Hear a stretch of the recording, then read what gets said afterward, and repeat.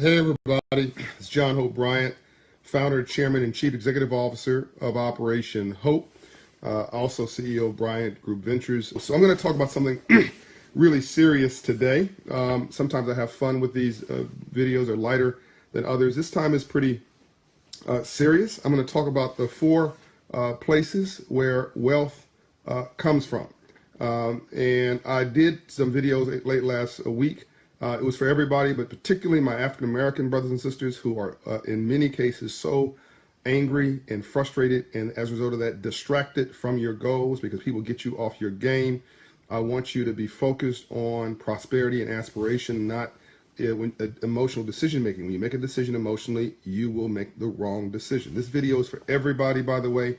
There are more poor whites in America than poor anybody else. We're all in this mess together. If you're living in any city in America, you've got too much month at the end of your money. Can I get an amen? If you're living in America, 70% of Americans are living from paycheck to paycheck. Whether you're white, black, red, brown, or yellow, you want to see some more green. So I think that at the core of all of our problems, like I keep quoting my boy Van Jones, if you want to stop the best way to stop a bullet is a job. I'm going to quote him the right way. The best way to stop a bullet is a job. So we keep arguing about stupid stuff and getting distracted. But I keep asking people, I ask them a couple questions. One, are you any better off after you made that angry rant that you were before? No, you're still broke.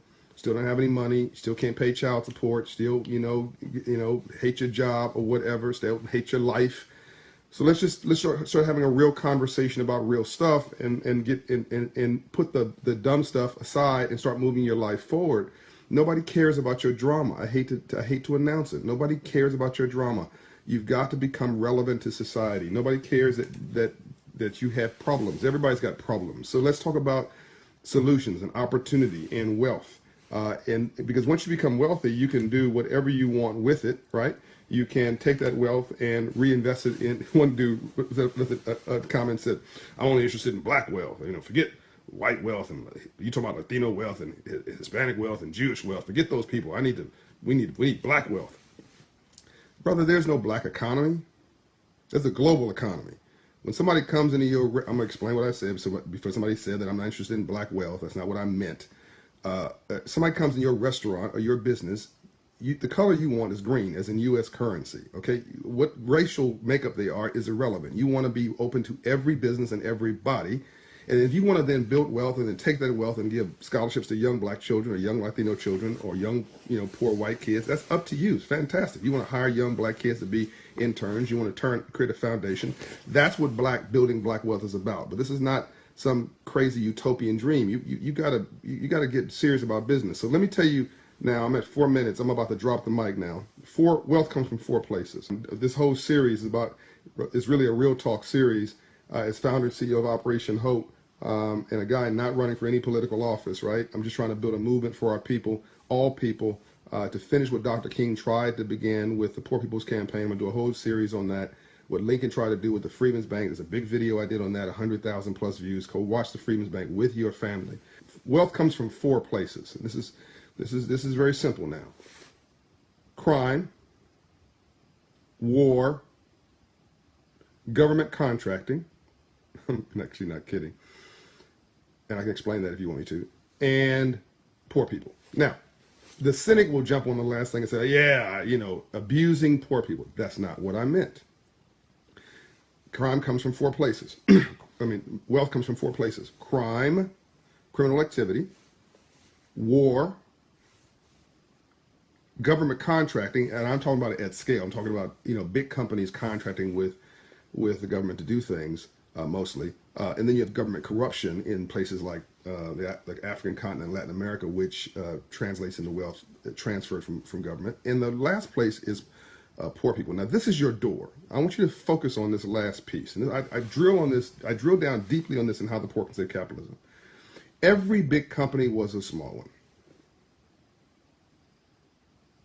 Every big company was a small one. So what's Ford Motor Company? What's the Ford Foundation? The Ford Foundation, which gives away hundreds of millions of dollars every year and is worth billions, came from Henry Ford. The Ford Motor Company. The Ford Motor Company comes from Henry Ford. Henry Ford was the first automotive entrepreneur from an immigrant family who created out of nothing, one man, a Ford Motor Company, and then paid his workers enough to buy the car that they were building, and voila, you had a middle class. Okay, let's put that one aside.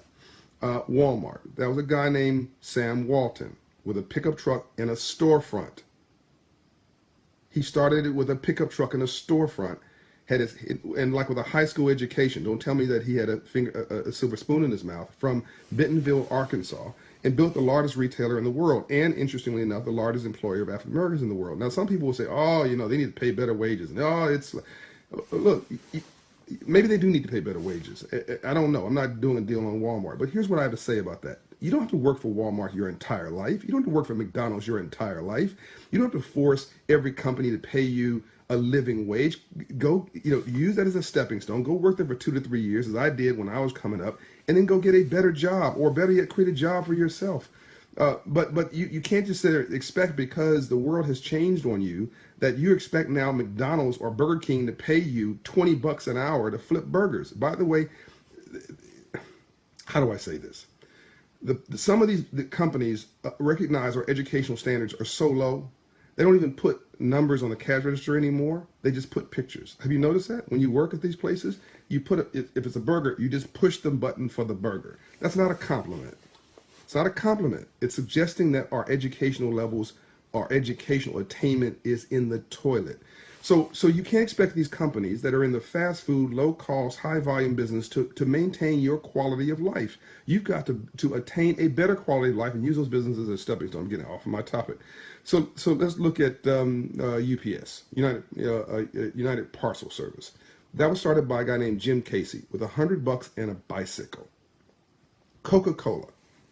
By the way, UPS and Coca-Cola are both sponsors of Operation Hope.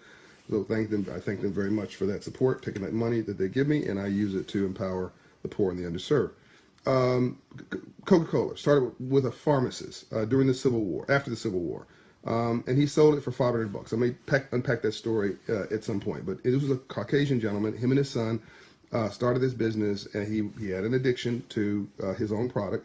This is before Coca-Cola became before what it is today. It was back then a toxin for people who were in pain. And he sold it, financial illiteracy, wouldn't take stock, sold the company for $500, and he and his son were dead within 18 months. And of course, the company is a worldwide phenomenon today, and is actually trying to reclaim all the water that they use by 2020, which I think is very admirable. My point is that wealth comes from all wealth comes from basically immigrants who came to this country with nothing, went to the equivalent of Ellis Island, and said, I have a dream, came from Poland or Israel or Germany or Africa. Yes, even a lot of brothers came from the Caribbean with nothing and built something from nothing, from scratch. Every big business was once a small one. Operation Hope was me in a dream in 1992 after the Rodney King riots. And now we have 250 employees, a $20 million budget, and have a global footprint. So I'm going to answer some questions, but I want you to really start thinking about, and think about your week, by the way. Think about, where do jobs come from, by the way? Here's what we tell our kids. Go to school K through 12, graduate, great. Go to college, that you should. Get a college degree, yes. Go get a bunch of student loan debt, not if you can avoid it. And go work for a big company or government, neither of which you're hiring. That's not where jobs come from.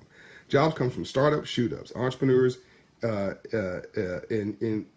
I said, startup businesses, in small businesses in the years 3 through year 7. That's where all jobs come from. And half of our jobs in America are 100 employees or less. Half. So you think about your week, ladies. You go to a nail salon. Is that right?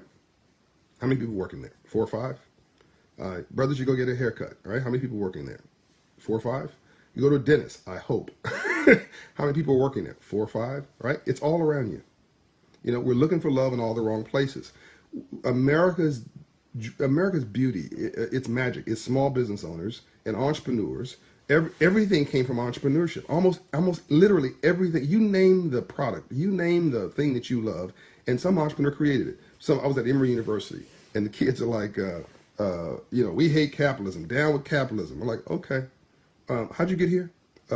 Your parents sent you tuition, right? They paid tuition, and your parents probably work someplace, right? So they're in capitalism, paying your tuition so you can go to school. And by the way, where did Emory come from? It came from Coca-Cola putting $1 million up 100 years ago to move the campus to Atlanta.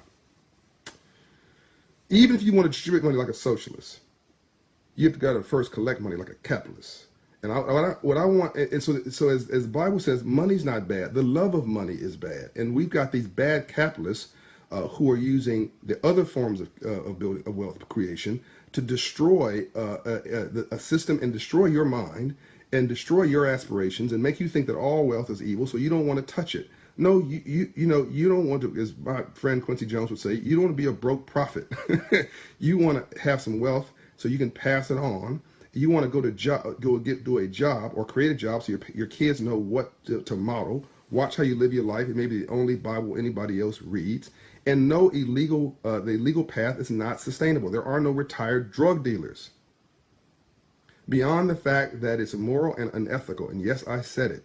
If you're a drug dealer, it is illegal. It is immoral. If you're selling death to your own community, that is not good. You and God are not going to have a nice conversation. You can rationalize that all you want about it's the man and it's the way you roll, but you're not going to have a good conversation with God. You're just not. Now, one thing I will give you: if you're a drug dealer, you are not dumb. You are brilliant. If you're a successful drug dealer, a bit of an oxymoron. You understand import, export, finance, marketing, wholesale, retail, customer service, security, territory, logistics. So you're not talking about a dumb person. You're talking about a misdirected person with bad role models, a bad environment. You hang around,